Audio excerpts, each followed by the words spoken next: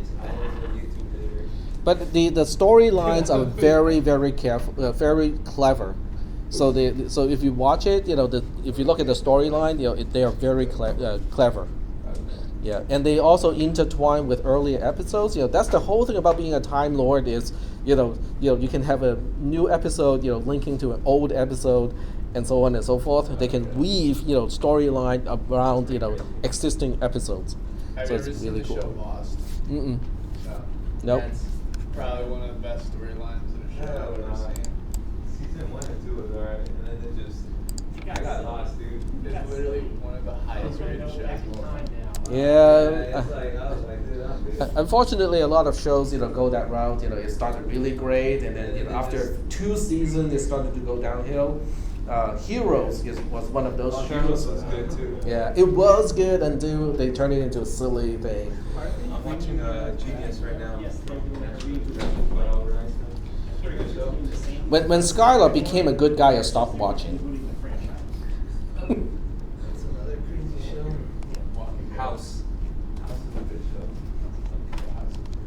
show. All right. So getting back to subroutines, I got a plan for today, which is really seldom for me. A plan. The P word. Okay. So we have a plan for today because I want to show you basically essential concepts that you will need in order to do your homework assignment. So how you associate today's lecture to your homework assignment is up to you. Okay, but I can tell you it's going to be very, very useful. Okay, so the note to myself was actually sent by email to all of you through the news forum. So if I go to the news forum, I should be able to retrieve the link to that document. Here we go. This is the sample program. So the sample program is a very silly program because in C and C++, you look at this program and go like, wow, that is not even worth my time to look at. But in terms of translating this code into assembly code, it is very useful. So we will take a quick look at this algorithm, okay, which is a simple program.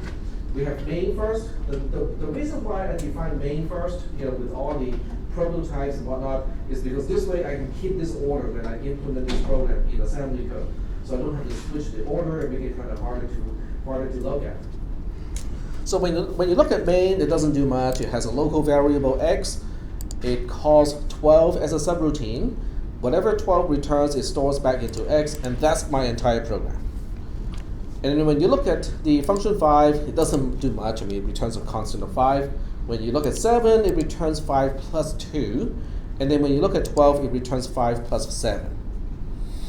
Okay? Not very complicated when you look at the C code. But when you look at how you are going to implement this code in assembly code, then it gets a little bit more complicated.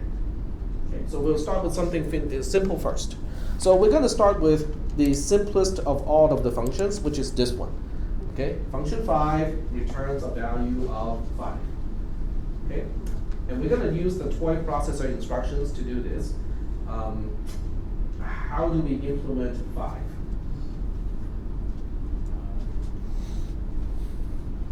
We're going to use a notepad, mousepad on the other side to do this. So this way we can eventually take this program and put it into the assembler. But we'll start with F first, okay? Because 5, F-I-V-E. What does it have to do? How do we specify a return value of 5, which is a scalar? Put it into register A because that's an agreement between the caller and the callee that the return value of a scalar is always in register A. Very good. Okay, so that's pretty easy to do. LDI A5 would do it, okay? Because now register A has a value of 5. And then what do we have to do? We have to do the return thing, right? Okay, so just as a practice, okay? What do we do when we are returning from a subroutine? How do we know where we're supposed to go to continue execution in the caller?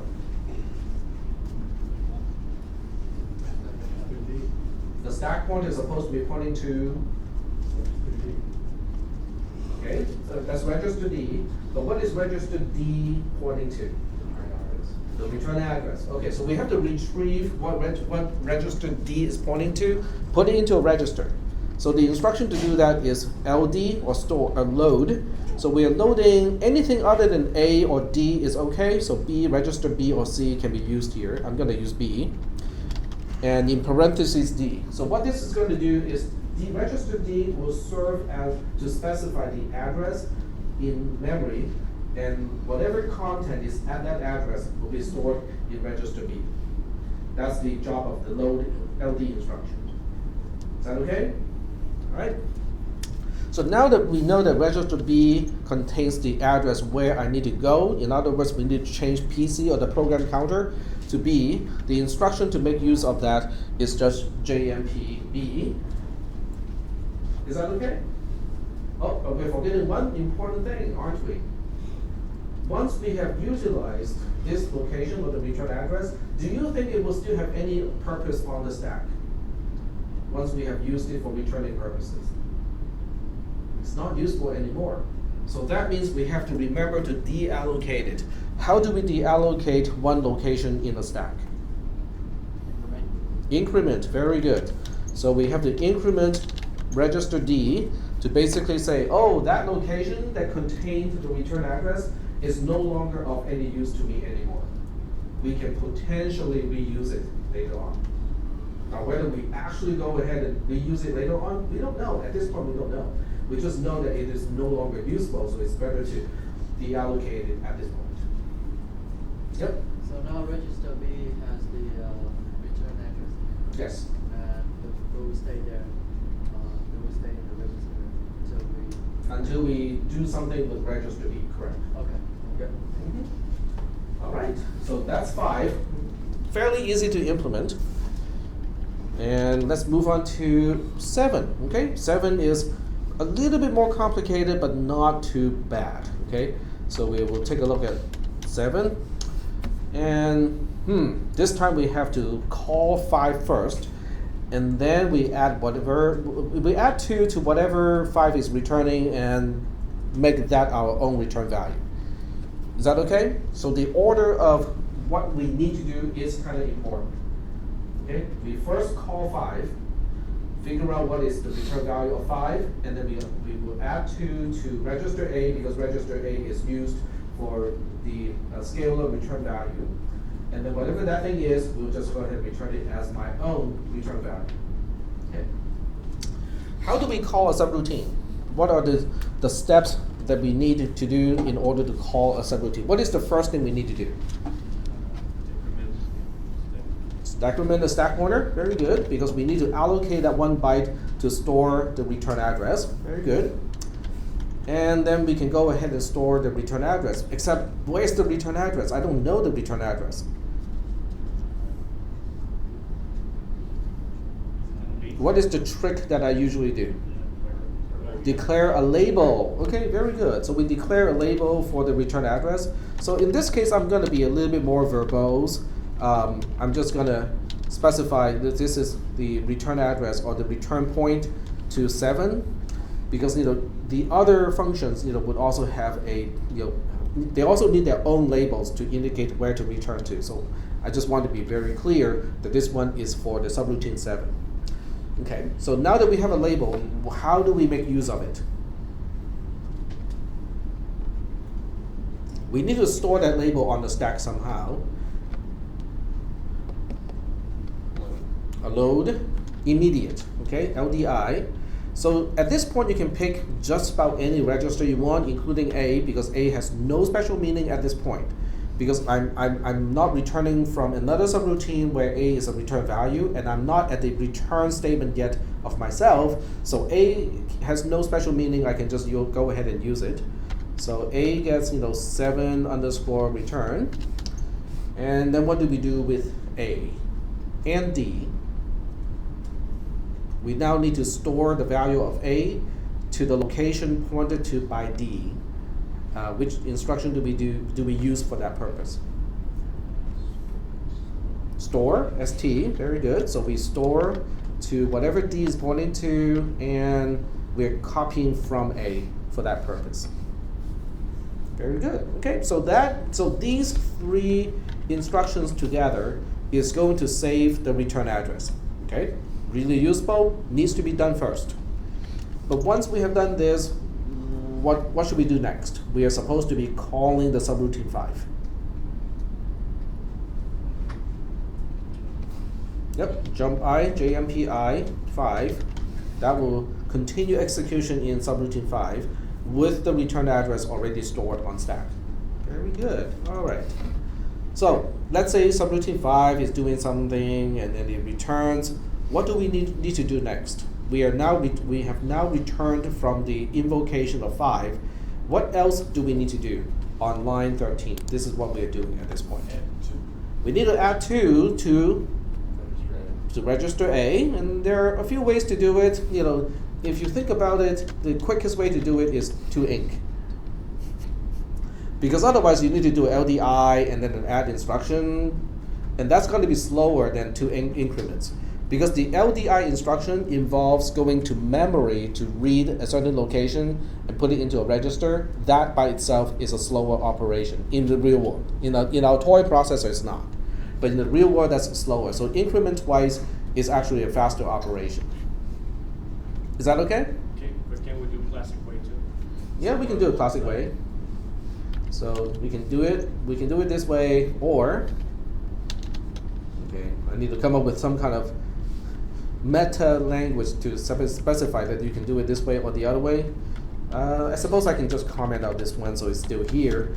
The alternative, you know, or a slightly slower way, not as efficient way, is to LDI another register B with 2, and then you just add AB, because A is the destination that stores the result, and B is the other number that you're using for adding.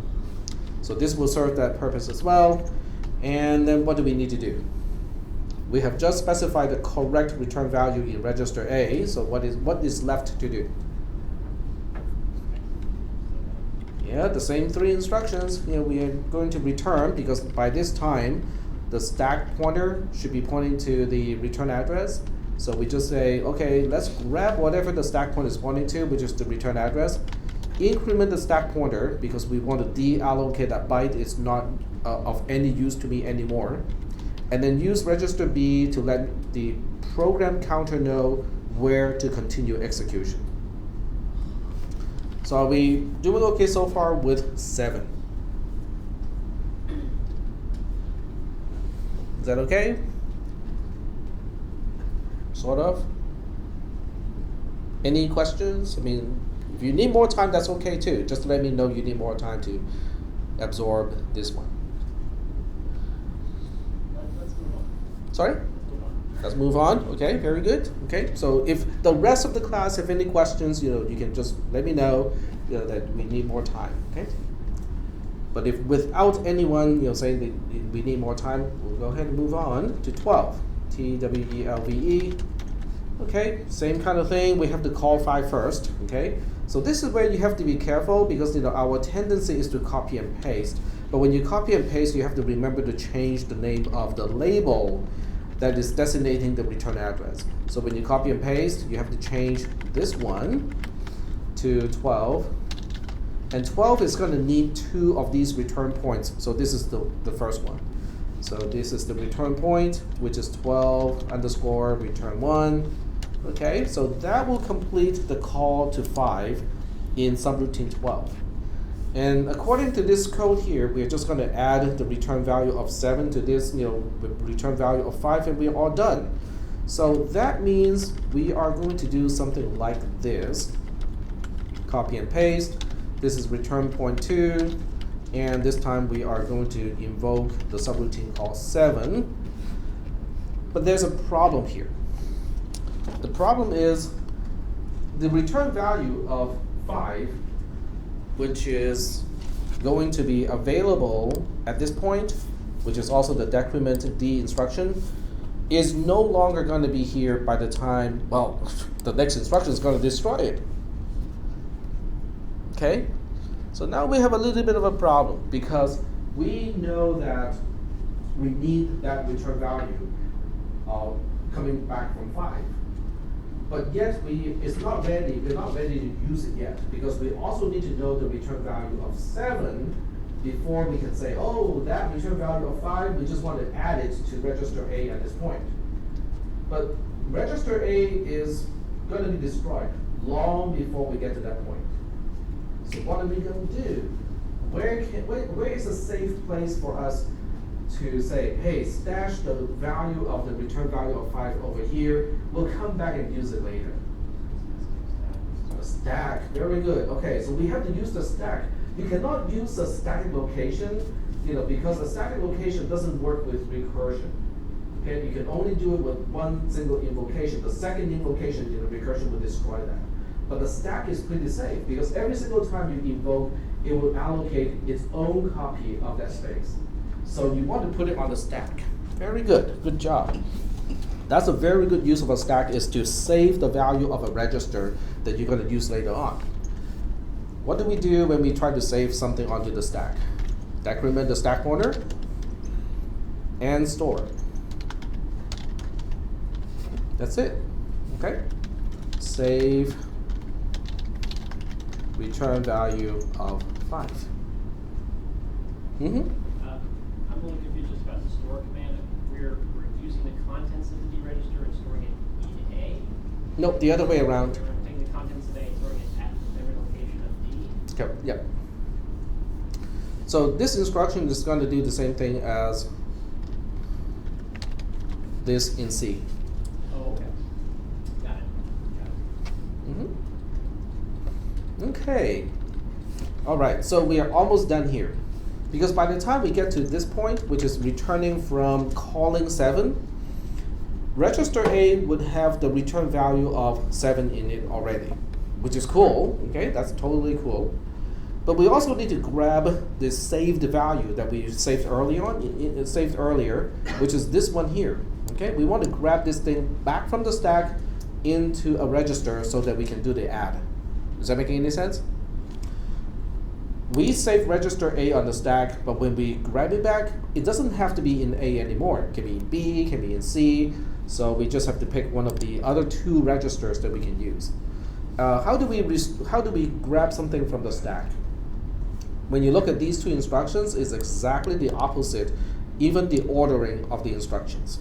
So that means we have to reverse the store, and then we have to reverse the decrement.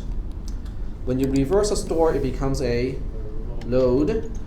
So we are loading it into, say, register B from whatever D is pointing to. So if we want a comment here, this is saying B equals to star D, okay, with D referencing D to get to the content that we want to store in B, and then we reverse the decrement, which is increment, which is to deallocate that byte on the stack.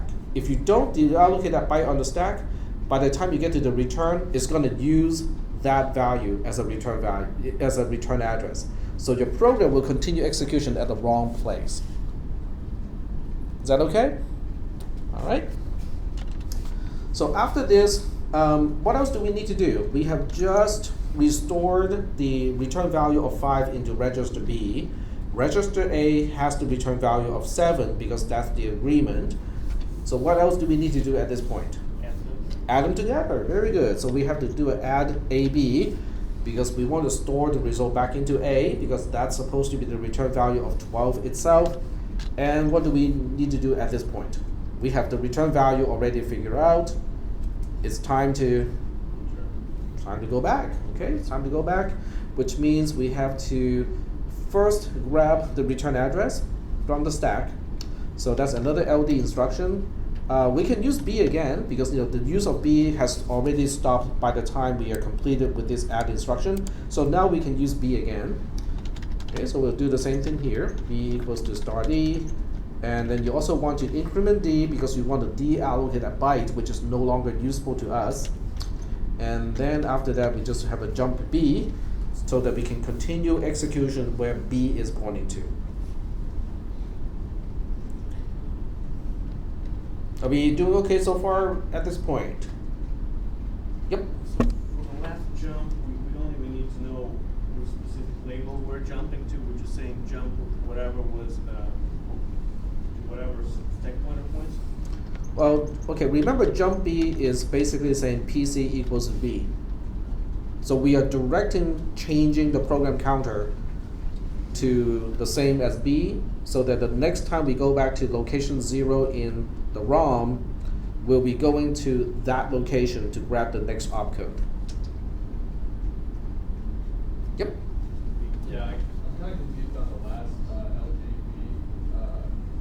LGB. BD. Yeah, BD. Uh-huh. So you're loading the D reference. So you're loading like the value at the address of D, not the address of D. You are using D as a pointer. Yeah. Go to that location in RAM, grab the content at that location, and put that content into register B. Yeah. That is supposed to be the return address. Oh, okay. But before it was like the actual value. Say that one more time. Before it was the value that we were. Before. Yeah, like LD, because you're adding the. Right, but you can store anything on the stack. You can store a previous return value on the stack. You can store the return the return address on the stack. You can store anything on the stack. I mean, there's no limitation of what kind of thing you can store on the stack. So the increment D, like above it, that's the return address. That's what it's supposed to be. I'm not quite sure what you're referring to. Because I mean, you increment D after the first time you load, so that the second time you load D, it's a Okay, let me see if I can turn on line numbers. Okay, there we go. Yeah. So the first time you load the address of D into D. On line 37? Yeah. Right. That really is just the opposite of these two, because I saved the return value of 5 earlier. This is for restoring that. Yeah. Okay, so this is to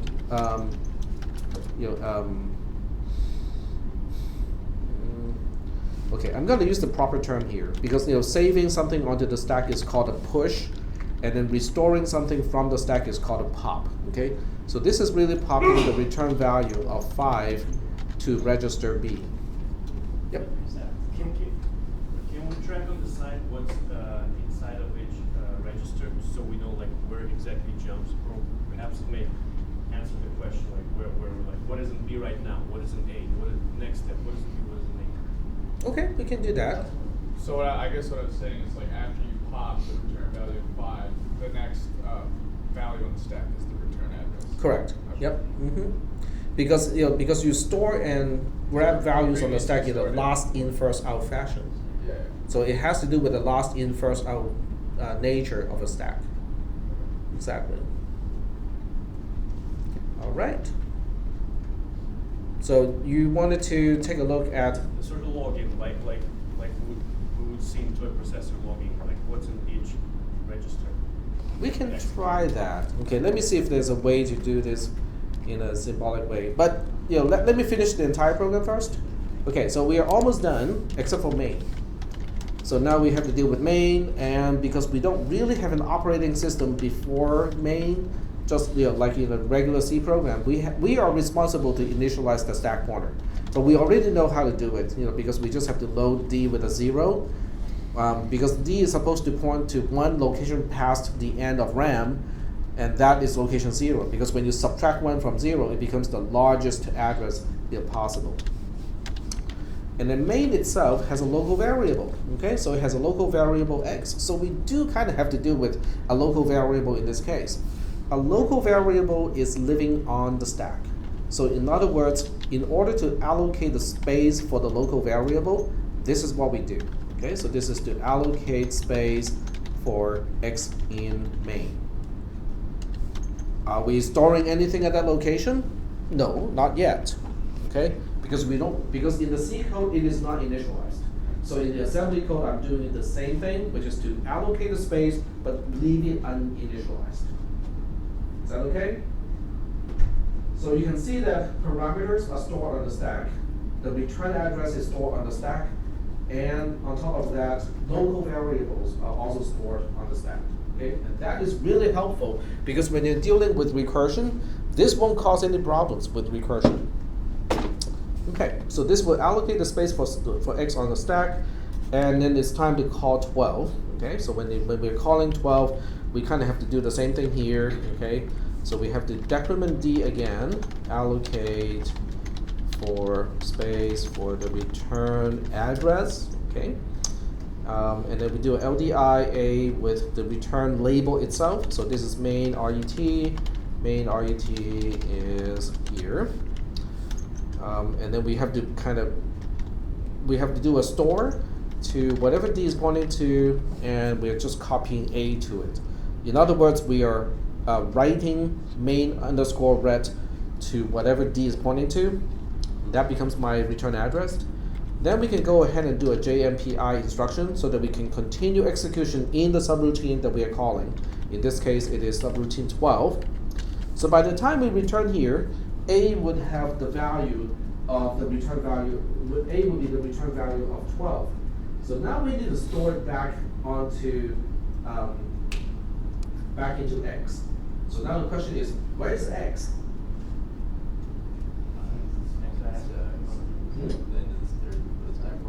Yep, D is pointing to it, right?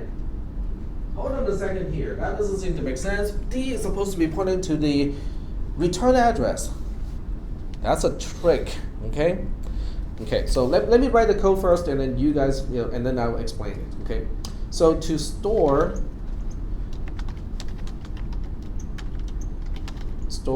return value to X. This is going to do it. But it doesn't seem to make any sense because we have a store here, and the purpose of this store is to store the return address. So that means this one has got to be the wrong place. But why is this actually not a problem? Who messed around with the stack pointer so that D is once again pointing to X at this point? The subroutine itself. The subroutine, when it does the return, is messing with the stack. It's deallocating the byte that was used to store the return address. So the subroutine deallocated that byte so that the stack pointer is once again pointing to X, or the local variable in main. Is that okay? Sort of? Okay, all right. And that would be the last thing that we need to do, which also means the next thing we need to do is just a hold instruction to end the entire program. So here's the big thing.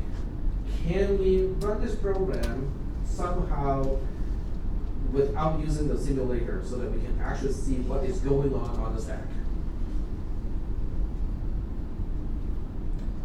How many of you took cisp310 from me? That has to be from a few semesters ago.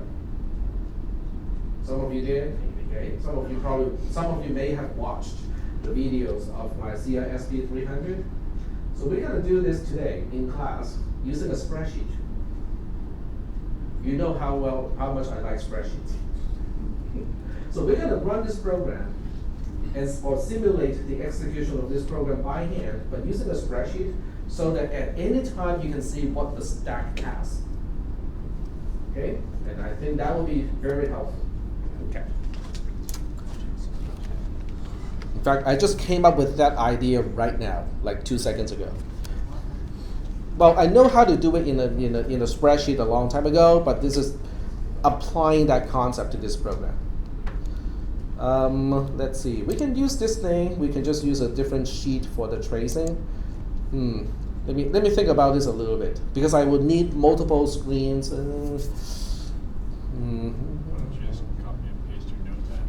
Yeah, I think that would do because the notepad keeps the line number, so I can still track it. Okay, that would be fine. Okay. How many lines do we have? We got 40. Yeah, about 58 lines. Okay, so we got 58 lines.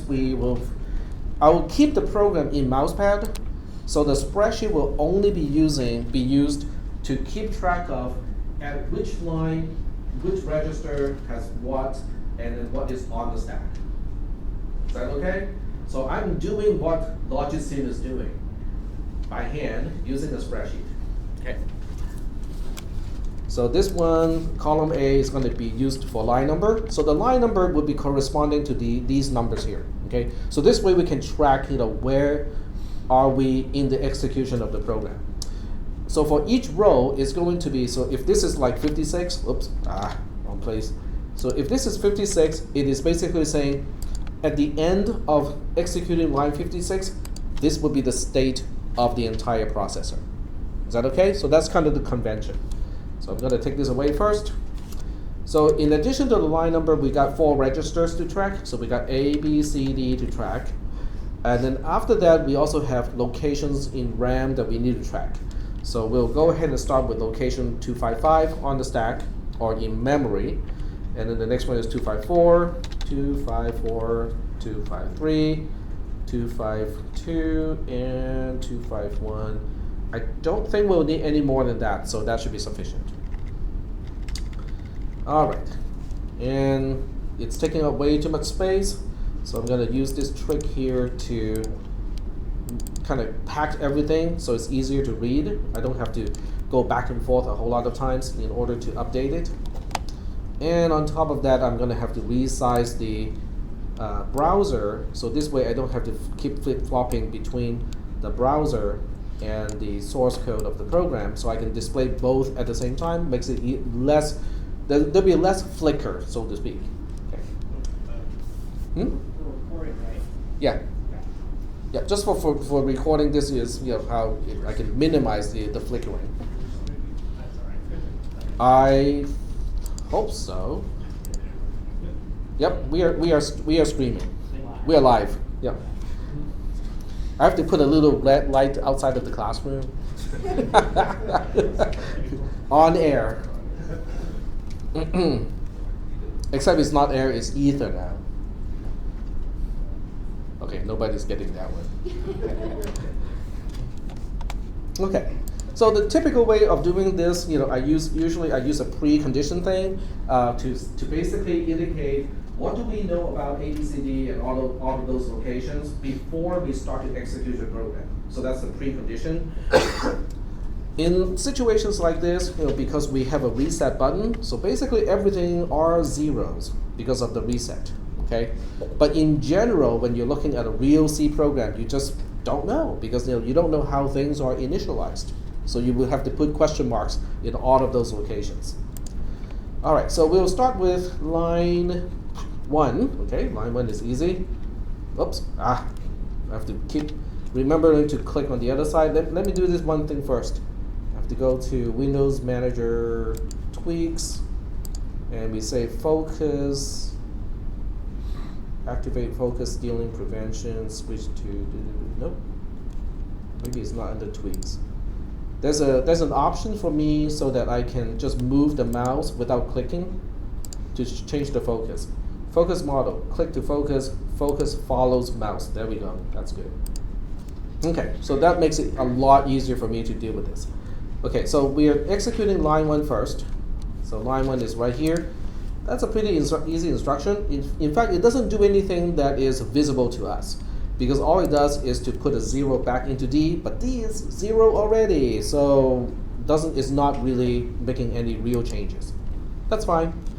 Line 2 doesn't do a single thing. We're not going to trace it because line 2 is really just a label, so that we can refer to it.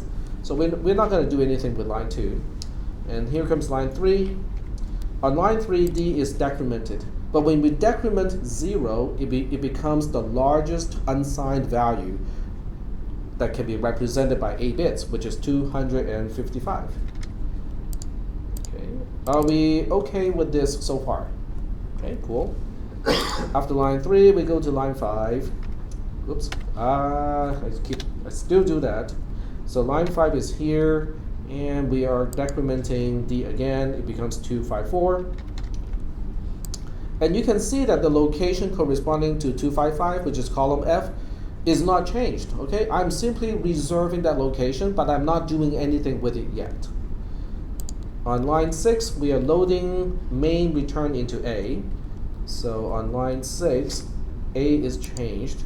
I don't want to use the full name, main underscore return. Is an M okay with you guys? Okay.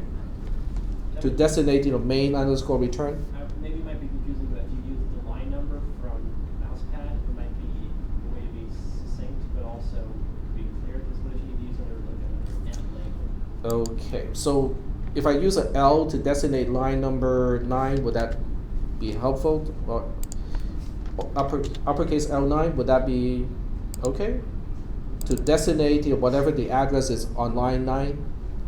Okay, all right, so we can do that. And then line 7 is the one that is kind of interesting because we're going to store A, which has a value of whatever is on line 9, whatever address is line 9 corresponding to whatever D is pointing to. D is 254, so column G is going to be updated to L9 at this point.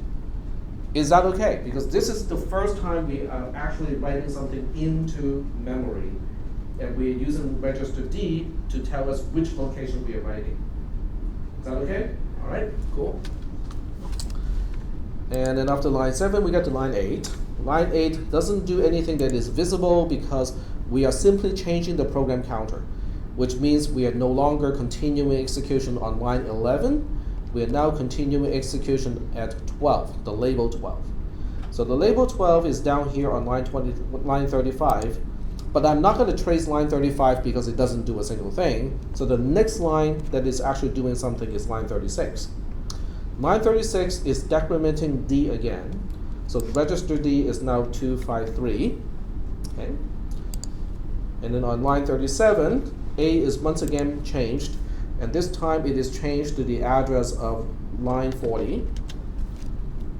So I put a L40, in place of, whatever is supposed to be here.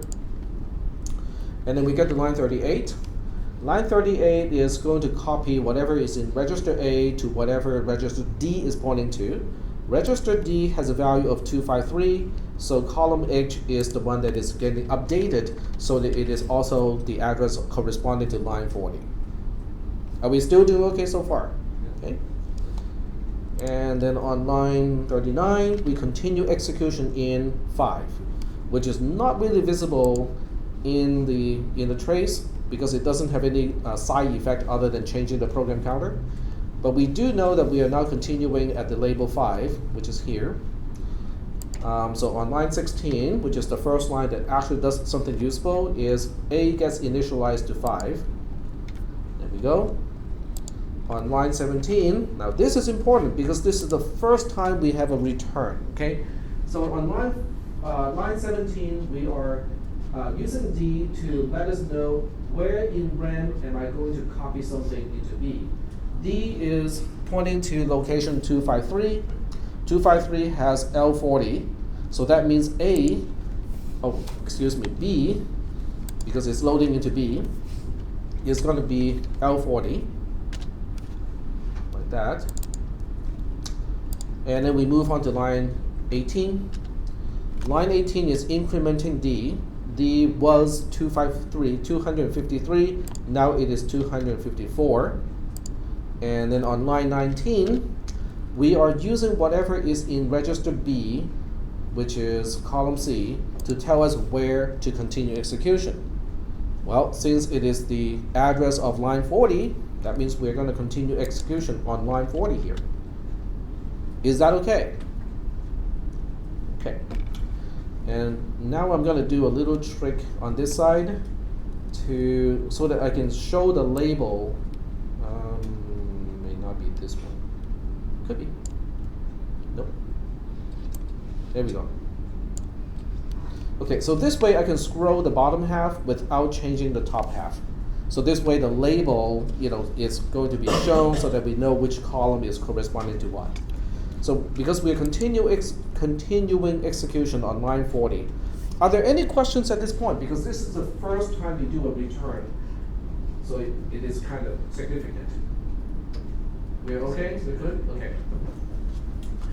All right, so on line 40, which is down here, doesn't do a single thing, but we'll keep this line here just to remember that we are getting back to line 40. But then the next line to trace is line 42, which is decrementing D. So D will go from 254 back to 253. On line 43, we are going to store whatever A has into whatever D is pointing to. So location 253 is now being reused to store the return value from calling 5. So this is 5 because it is we're copying register A to that location. Is that okay? All right, okay. And then we continue on to line 44. 44 doesn't do anything, so the next one is 45. 45 is decrementing D again. Okay, so D goes from 253 to 252. For line 46 is storing 12 underscore return to into A, and that's the label corresponding to line 49. So we'll just use AL49 to represent that particular address. And on line 47, wrong window. On line 47, we are going to store this to whatever D is pointing to. D is now pointing to location 252, which is column I. So column I is now updated to store the value of the address, I should say, the address of line 49. There we go. After line 47, where are we? Line 47 is here. We continue execution on line 48 into 7. So here's 48. And it's supposed to continue execution at 7. 7 as a label is on line 21, but line 21 doesn't do a single thing. We'll trace on line 22. On line 22, we are decrementing D again. So D is now 251. 251. On line 23, we are going to store an address into A again. This is a 7 underscore return, which is on line 26. So register A is now going to store the address corresponding to line 26. Are we still doing okay so far? I hope nobody is getting lost because of the boredom. I mean, sorry? This is great. Okay, very good. Well, it's very visual, right? I mean, and it's also very step-by-step. You can actually execute a program backwards because each row is representing the entire state of the entire thing, well, of interest to us at that particular moment. So we can actually roll back time using this trace. Line 24. Okay, on line 24, we are going to store A to whatever D is pointing to. So that would be location 251. And A has a content of the address of line 26. So L26 goes here. On line 25, we continue execution in the subroutine called 5. So 5 is right here on line 15, but line 15 doesn't do anything. We will trace line 16. On line 16, A gets a value of 5. On line 17, where's line 17? Right there.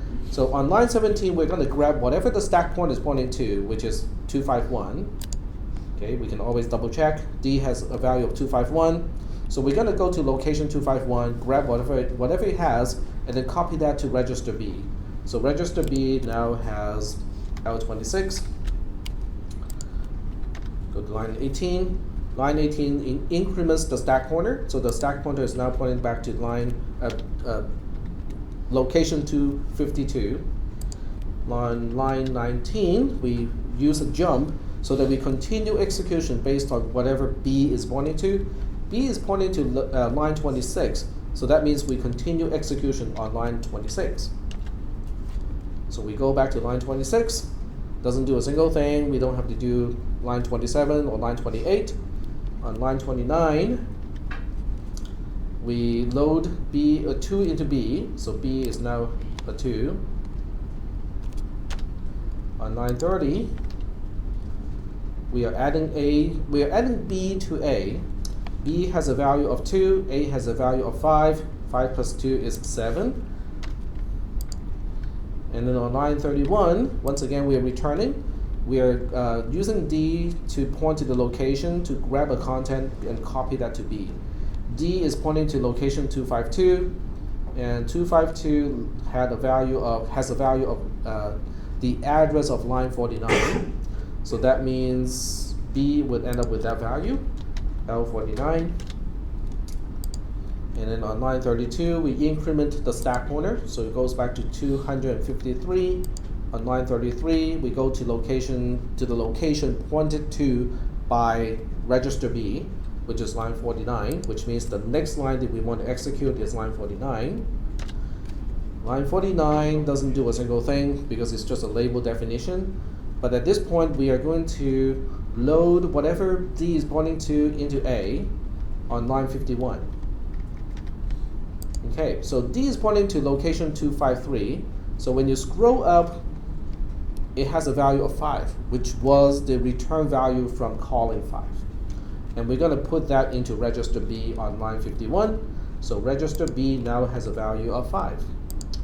On line 52, we are incrementing D, which is deallocating that byte from the stack. So now the stack pointer is now 254. And then on line 54, we are adding B to A. B has a value of 5, A has a value of 7. 5 plus 7 is 12, but we are storing it into register A because A is the destination register. So register A now has a value of 12. And then we move on to line 56. If you're feeling extremely bored at this point, it is a good sign. Because we have been doing the same thing over and over and over again. I mean, if you count the number of unique instructions, I think we only got like, what, 6, 7 instructions so far? Okay, maybe slight variations based on the use of registers. Okay, so I'm hoping you guys won't fall asleep as a result of this. If you're having problem falling asleep tonight, this is a cure of insomnia with no side effects, right? If you're having problems sleeping, you might want to consider text lectures. Side effects are none. Except you might wake up knowing how to do some programming that you never knew before. Okay, line 56. Now this is the best part of tracing stuff like this because I like to digress. But this allows me to digress all I want, and I can always come back and continue the trace because the spreadsheet itself has everything that I need to continue execution. Okay, on line 56, we are going to grab whatever D is pointing to. Okay, D is pointing to location 254. Now this time we have to scroll back a lot because the last time we touched location 254 was a while back. So we kind of have to go back. Oh, it was L9, okay. So we're grabbing that and putting it into B. So, oh, right here. Register B now has L9, which is the address corresponding to line 9. So and then we go to line 57. Line 57 is incrementing D because we want to deallocate that byte. It is no longer of use on the stack. And then on line 58, we jump to the location pointed to by B, which is line 9. So we continue execution on line 9 after 58. Line 9 is all the way back here. Okay, this is the main underscore return label. Doesn't do a single thing, so there's nothing to document. On line 11, we're going to store A to D, or whatever D is pointing to. D is now pointing to location 255. And remember, that location was allocated for local variable X. So this is the last operation that is actually meaningful, because now we're going to store 12, because we know it's 12 because register A has a value of 12, to location 255, which is representing local variable X. And then we get to line 12, which is the halt instruction. So that means, in cisp310, I use post to indicate that this is the end of the execution of the entire program.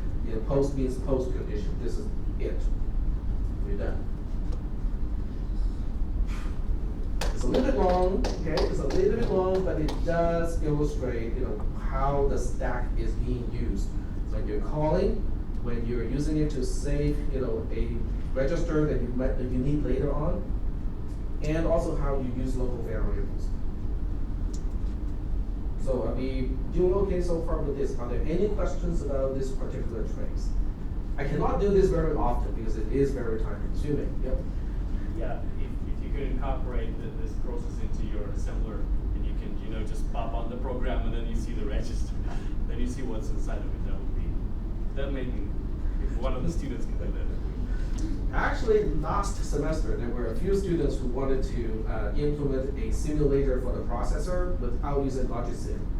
So they would read in the opcode, and then they would actually do the effect of the opcode, but without using Logisim. Save you some time. Yep. So you now have your values stored in memory. Yep. Is there a way you see that through the toy processor, or like how do you? The toy processor doesn't let you see that. Right. But the way to do this with the toy processor is to use the log ability. You try to log location 255, and it will, whenever it is changed, it will let you know. But you might want to log not just any changes to location 255, but also at least the program counter, so that you know which instruction is responsible of overwriting it. Any questions about this? Are you guys getting a better understanding of how the stack works? How we call, how we return? Okay, very cool. We can do one more example, kind of like this, but this time it has parameters. Okay, so let's do another one with parameters. And let me change the program so that we can, okay, let me see.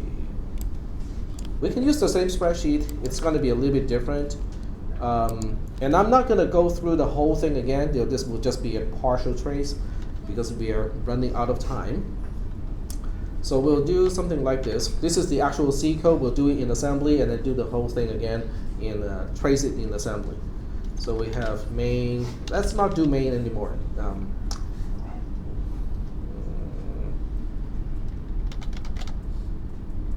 I guess we have to do main. Well, I have to do main just to make it complete. Okay, so x equals to 2 plus, okay? 2 plus, and then we put a 5 here, a call to 5.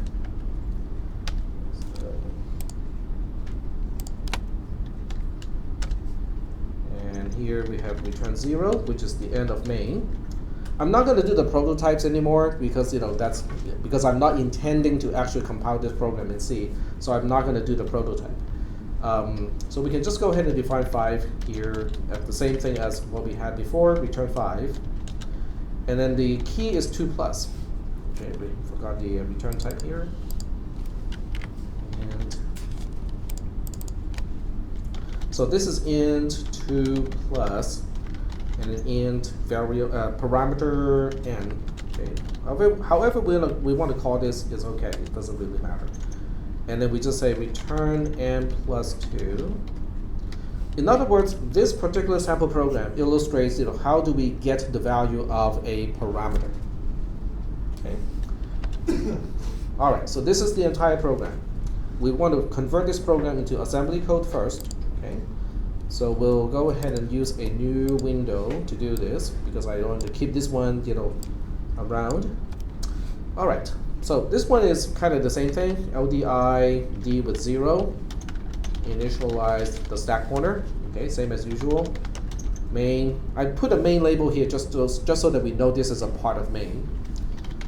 Decrement D to allocate space for local variable X, and then we have to call 2 plus, okay, okay, wait, hold on a second here.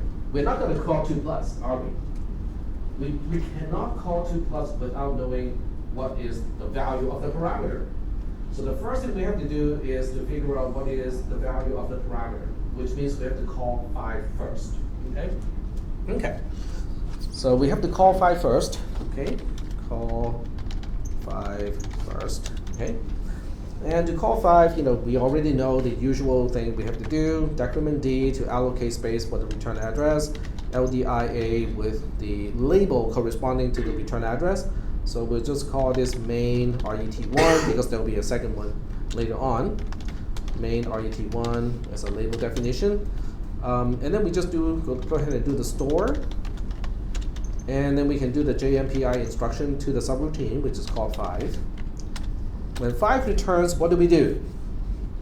When 5 returns, we have the return value of 5, and then we have to turn around and do what with it? Plus, what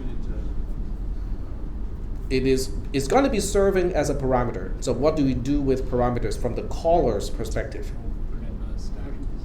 Put it on the stack. Very good. Good job. So whenever you want to put something on the stack, remember to allocate space for it first. Okay?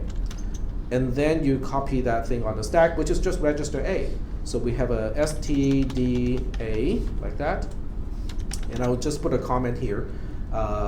Use return value of 5 as parameter n. Oops. Oh, wrong one.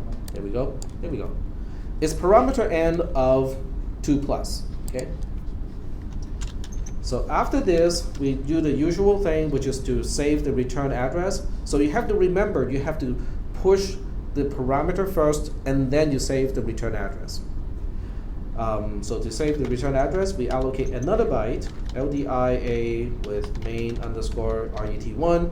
I can use A now because that A is just utilized. So I have no use of the return value of 5 anymore. So I can just reuse register A at this point. STDA, sorry? Are we using the same label, return main, return? Ooh, yeah, that would be bad. Thank you.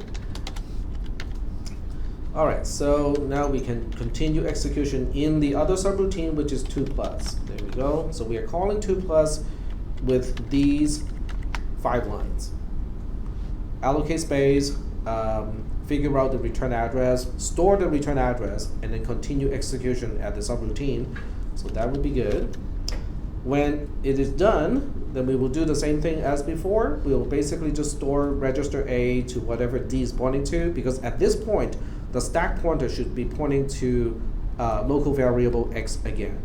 So we just have another stda, okay, to store result to local variable X, and that concludes what main has to do. 5 doesn't do anything really that interesting. It's the same thing that it did in the other program, so nothing really too special here. Then we have to do a return. When you're returning, you want to do an LD first. You want to grab whatever the stack pointer is pointing to, and then you deallocate the stack pointer, or deallocate 1 byte from the stack by incrementing the stack pointer. And then you do a branch based on whatever is in B. That's 5 itself. So the key is 2 plus, because 2 plus is a subroutine that takes on a parameter. So in 2 plus, the first thing we need to do is to figure out what is the parameter n, what is the value of parameter n. Then we go add to it 2 to it and return from this subroutine. All right, so at this point, what is on the stack with 2 plus? From the perspective of 2 plus, there are 2 things that are important on the stack. The stack pointer is pointing to what? address of B? No. The last thing that was pushed on the stack before we continue execution at 2 plus. What is on the stack right now? The return address. Okay? That's not what I want. I don't want to add 2 to that thing. That is not of use to me as a return value, right? So we have to do that trick. We now have to do a CPR.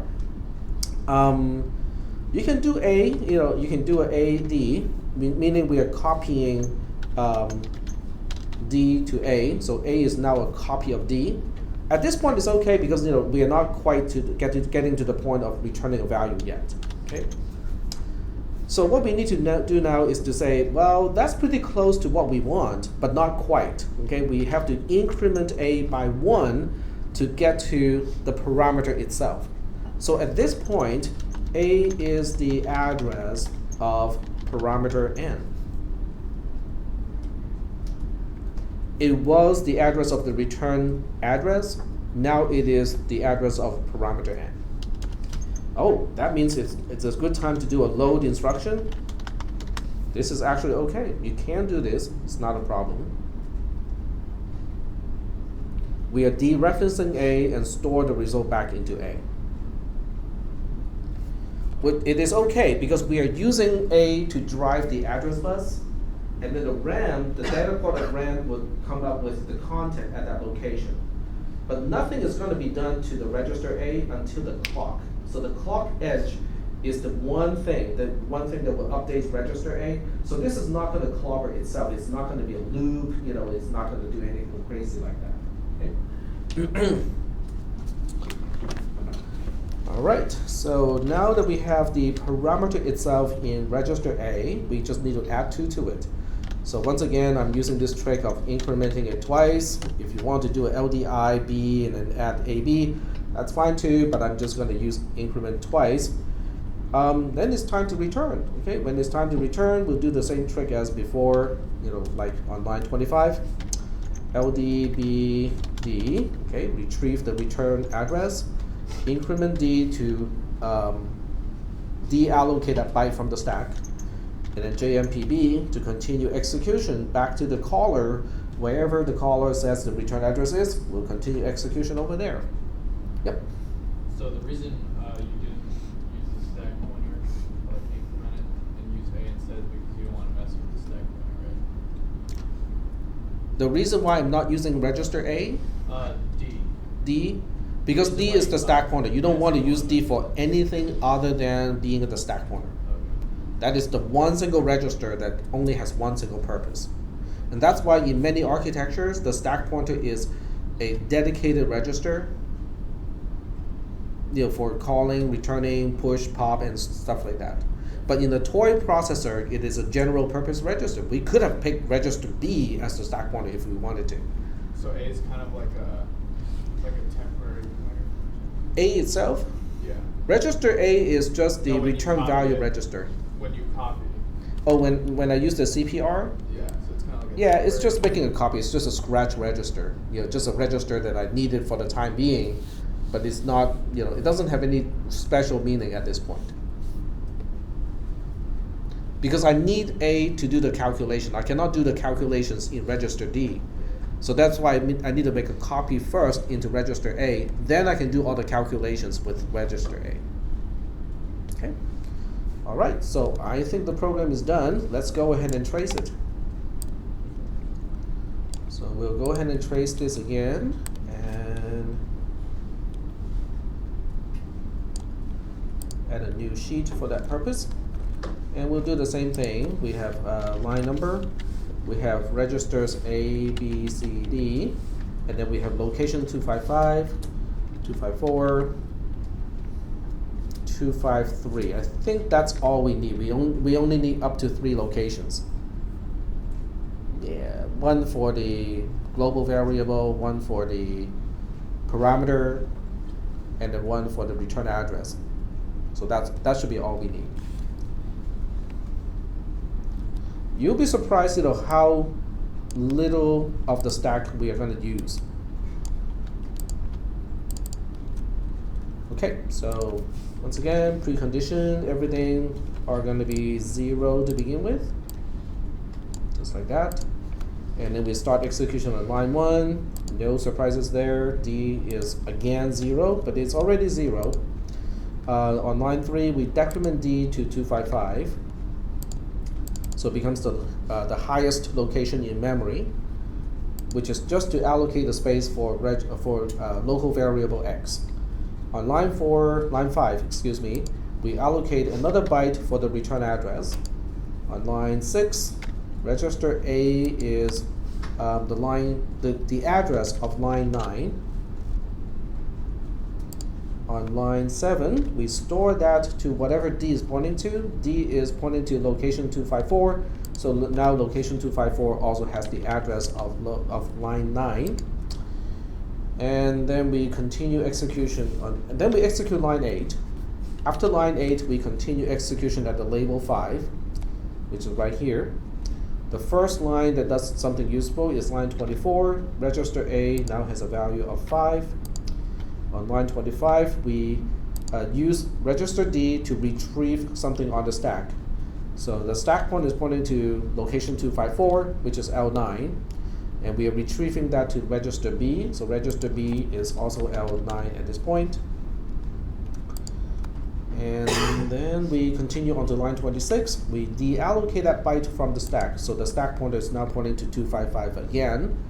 And then on line 27, we continue execution based on register B. Oh, yeah, register B. Okay, never mind. Which is on line 9. So we continue execution on line 9. Line 9 is over here. We are right at the return point. We go to line 11. We decrement the stack pointer again. This one is for the parameter to 2 plus.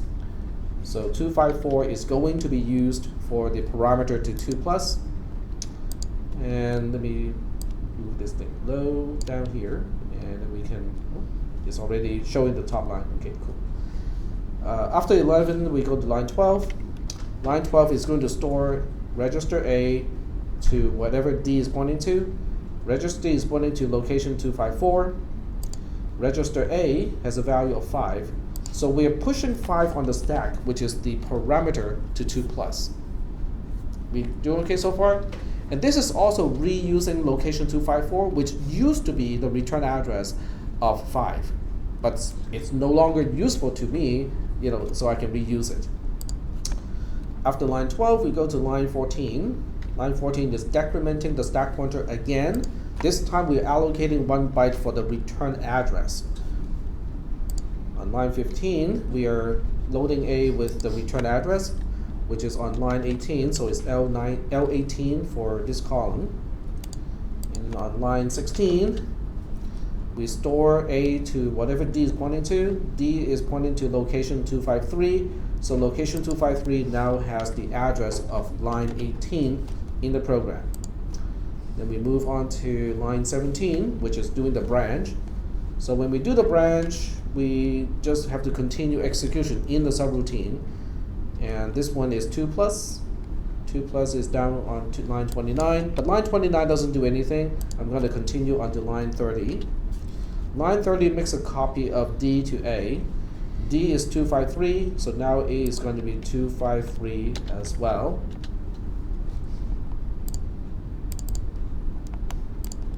Then on line 31, we increment A, so A is now 254.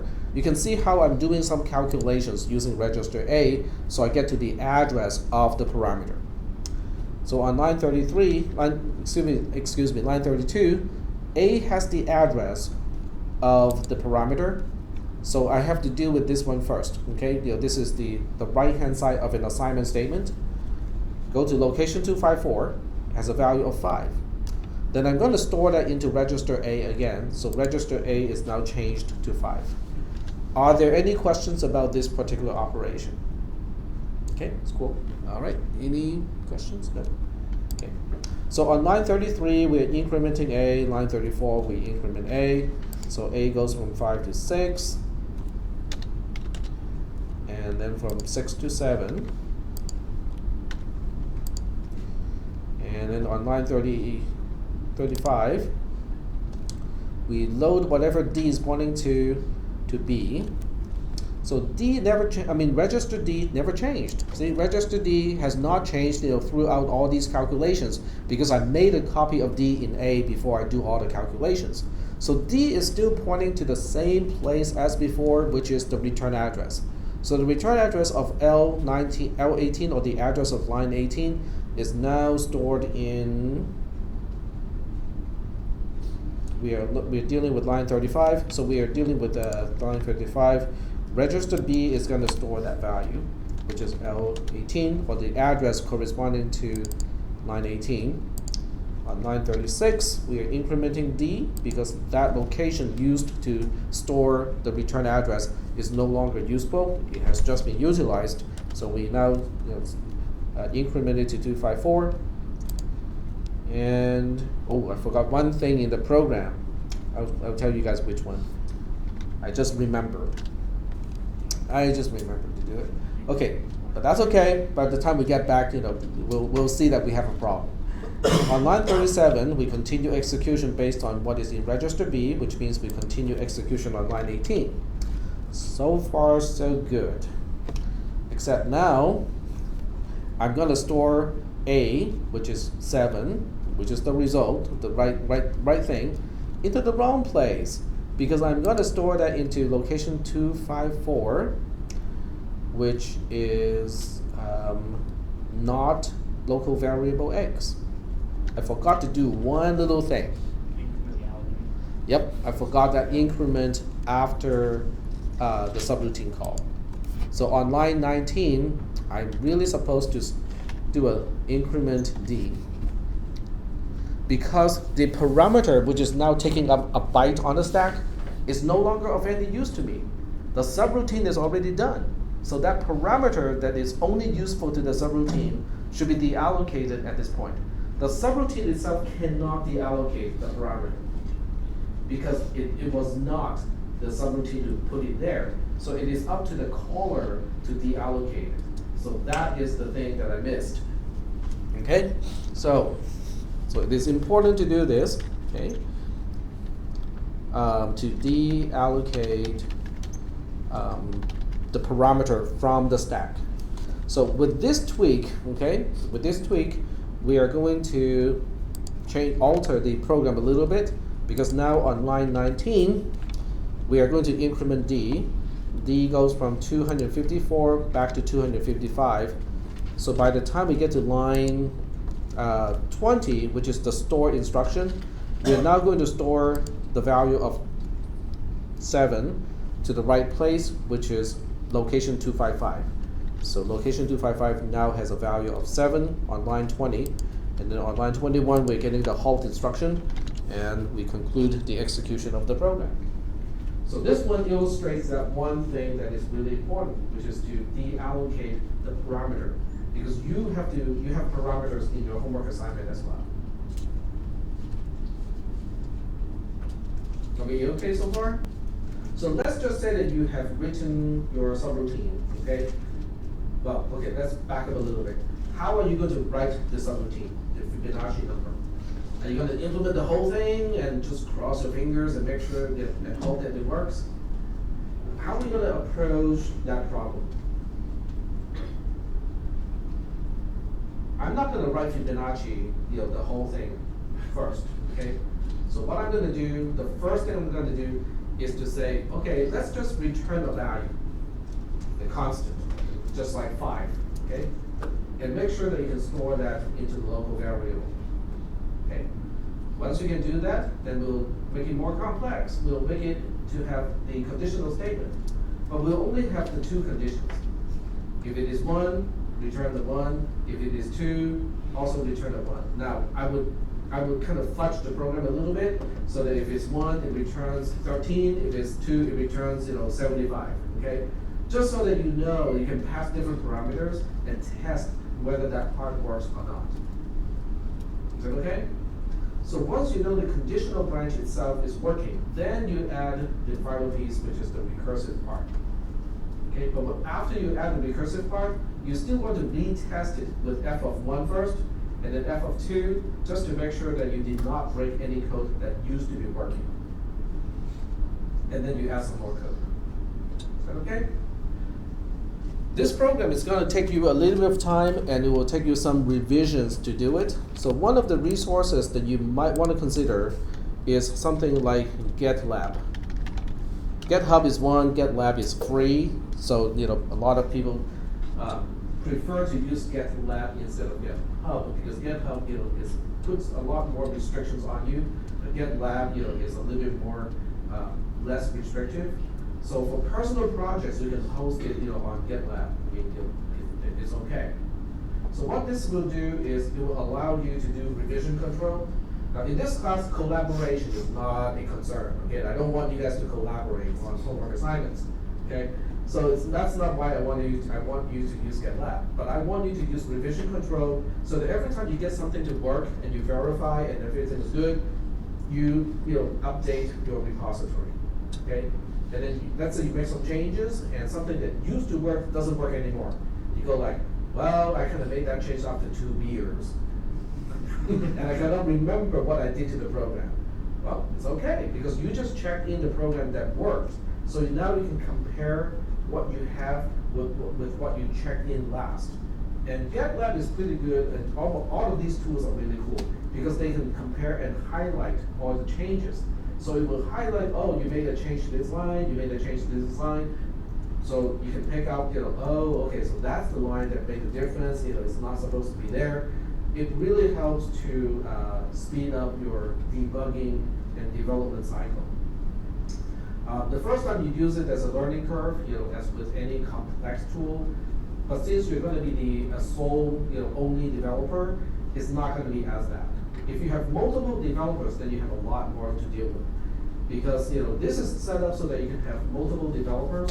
So let's say you three are collaborating on one single project, okay? So you have been working on a part and not ready to release yet, and your part is ready to be released to the other two developers. So what you can do is you can upload the changes to the repository and just say that, okay, this is now ready. And then the other two developers can download, incorporate your changes into their local copy so that they can use the latest version of yours without having them to upload the unfinished version of theirs onto the repository. So it allows that type of revision control. And theoretically, it can be done on the same file. So all three of you can be working on the same file, just at different places, and they can even manage that. The only thing you cannot manage would be conflicting changes. If one of you says, oh, I'm changing this line, so it's adding 2, and then the other one is changing that line to increment by 3, then GitLab won't be able to resolve that because you're making conflicting changes to the same line. But as long as that doesn't happen, GitLab can incorporate those changes. So it's a good entry point to start to use revision control because this project is relatively complex and you probably have to do it in several revisions.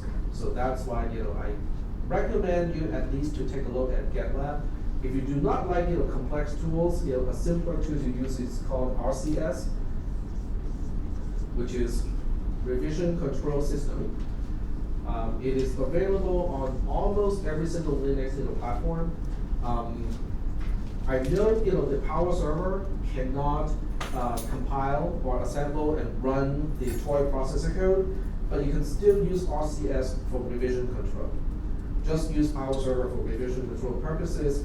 And let me just double check to make sure it is in fact installed. I'm pretty sure it is, but it doesn't hurt to double check.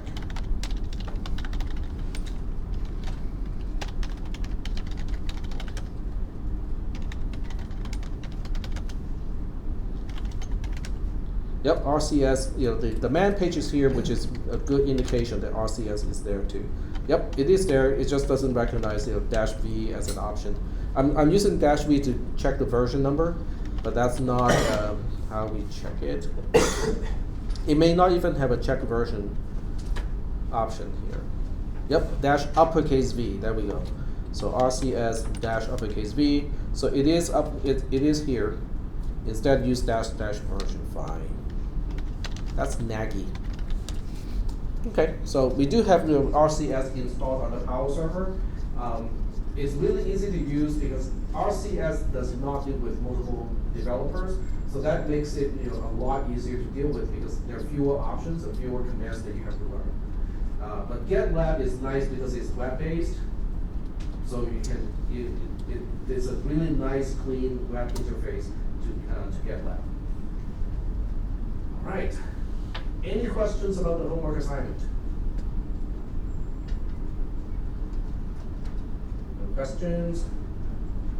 All right. For those of you who want to kind of work on it in the lab so I can take a look at your program, or if you have any questions, we'll go ahead and move to the lab.